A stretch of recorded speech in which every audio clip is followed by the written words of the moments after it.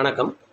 YouTube private channel. நம்முடைய channel இன்றைக்கி நம்ம என்ன பேச இருக்கோம்னா, தமிழ்நாட்டில் வந்து தமிழ் திருநாள், தை திருநாள், தைப்பொங்கல் திருநாள் என்று வெவ்வேறு விதமான வார்த்தைகளில் வெளிப்படுத்தி இந்த மதுரை மாநகரில் வந்துட்டு இந்த பொங்கல் திருநாளை வந்துட்டு ஒரு வீர விளையாட்டாக மாற்றி வந்து அங்கே கொண்டாடுவாங்க.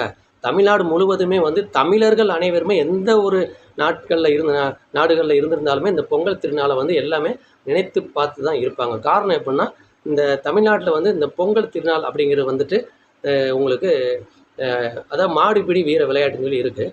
இந்த மாடுபிடி எப்படின்னு கேட்டிங்க அப்படின்னா, தமிழ்நாட்டில் இருக்கக்கூடிய அனைத்து மாவட்டங்கள்லையுமே வந்து வெவ்வேறு விதமான ஒரு அவங்களுக்கு தெரிந்த அளவுக்கு வந்து அந்த மாடை வந்து மஞ்சு விரட்டு பண்ணுவாங்க. ஆனால் காலமாக தமிழ்நாட்டில் மதுரை மாநகரில் வந்துட்டு இந்த தமிழர் என்ற ஒரு வார்த்தை அன்னைக்கே வந்து மதுரையில் உச்சரிச்சிருக்காங்க. அது எப்படின்னா, தமிழர் பண்பாடு மாடுபிடி வீர விளையாட்டு அப்படின்னு சொல்லக்கூடிய ஒரே ஒரு இடம் வந்து மதுரையில் வந்து உங்களுக்கு வந்து மதுரை மாநகரில் மாத்திரம்தான் இந்த மாடுபிடி வீர விளையாட்டு நடக்கு அப்படிங்கிறது தெரியும். அதே மதுரையில் கூட பார்த்தீங்க அப்படின்னா வந்து கண்ணகி, அதாவது அவங்கள ஒரு பெண், அவங்க இன்றைக்கி தெய்வமாக வணங்குறாங்க. இந்த ஒரு கண்ணகி அப்படின்னு சொல்லும்போது வந்துட்டு பார்த்தீங்க அப்படின்னா, தவறான ஒரு சொல்லுக்காக வேண்டி வந்து மதுரை மாநகரில் தன்னுடைய சிலம்பால் எரிக்கப்பட்டாங்க.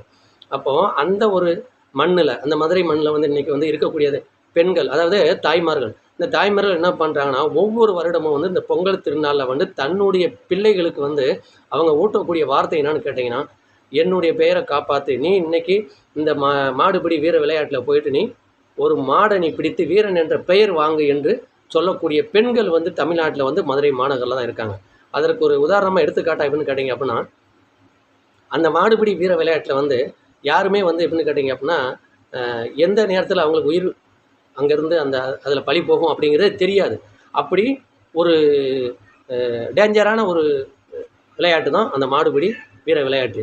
அது எல்லாத்துக்குமே தெரிஞ்சுமே தன்னுடைய மகனை வந்து அந்த இடத்துக்கு அனுப்பி விட்டு நீ ஒரு மாடுபிடி வீரனாக இருக்கணும் அப்படின்னு சொல்கிறாங்க. அப்படின்னால் அதுவும் கண்ணகியால், ஒரு பெண் கண்ணகி அப்படின்னு இருக்காங்க, அவங்க ஒரு வார்த்தைக்கு வந்து மதுரை மாநகரம் எரிச்சாங்க. அவங்க ஒரு வீரம் நிறைந்த ஒரு பெண்ணுங்கிறதும், அது இல்லாமல் வந்துட்டு கற்புக்கரசி என்ற ஒரு பெயரும் வாங்கி கொடுத்து அந்த மண்ணில் வந்து பார்த்தீங்கன்னா, அன்றைக்கி மதுரை மாநகரில் இருக்கக்கூடிய பெண்கள் அனைவருமே தன்னுடைய ஆண் மகனை வந்துட்டு வார்த்தைகளால் அவர்களுக்கு எடுத்தூட்டி அந்த மாபெரும் மாடுபிடி வீர விளையாட்டில் வந்து கலந்து வெற்றி பெறுன்னு சொல்லி அனுப்புகிறாங்க ஒரு பெத்த தாய். ஏன் அப்படின்னா, அங்கே போனால் தன்னுடைய மகனுக்கு உயிர் போகும்னு தெரிஞ்சிருந்துமே அவங்க அனுப்புகிறாங்க. அப்படின்னா தமிழர் பண்பாடுங்கிற வார்த்தைக்காக வேண்டி தன்னுடைய தாய் வந்து தன்னுடைய மகன் வந்து எப்படி ஒரு வீரனாக திகழ வேண்டும் என்ற ஒரு முழு எண்ணத்தோடு தான் மதுரை மாநகரில் வந்து இன்றைக்கி வந்து இந்த பொங்கல் தை திருநாளில் வந்து இந்த மாடுபிடி வீர விளையாட்டு மிக மிக சிறப்பாக நடக்கும் அப்படிங்கிறது வந்துட்டு உலக நாடுகள் முழுவதுமே திரும்பி பார்க்குறாங்க.